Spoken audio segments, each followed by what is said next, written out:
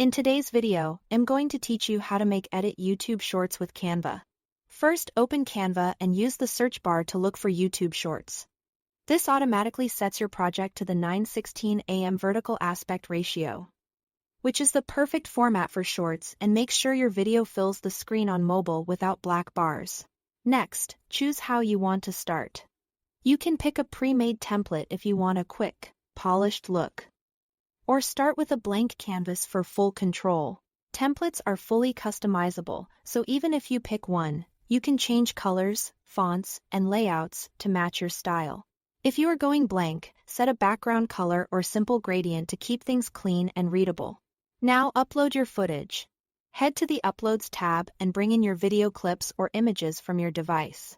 Once they appear in your library, drag them onto the canvas.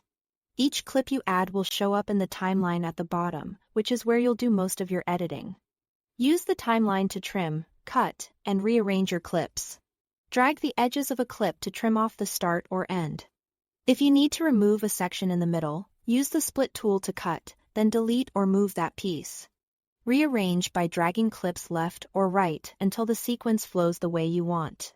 On the canvas, you can crop and reposition each clip, which is helpful for keeping your subject centered and away from the edges where interface elements might cover it. Now let's add customizations. Open the text panel to drop in titles or captions. Keep your text high, contrast, and large enough to read on a phone.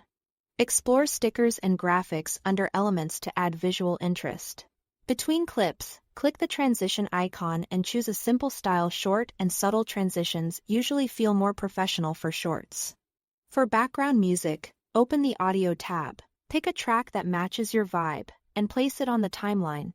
Lower the music volume so it supports your content without overpowering it. Refine your text to make it pop. Try animated text effects for intros or key points. Change fonts and colors to match your branding and use the timeline to control exactly when text appears and disappears.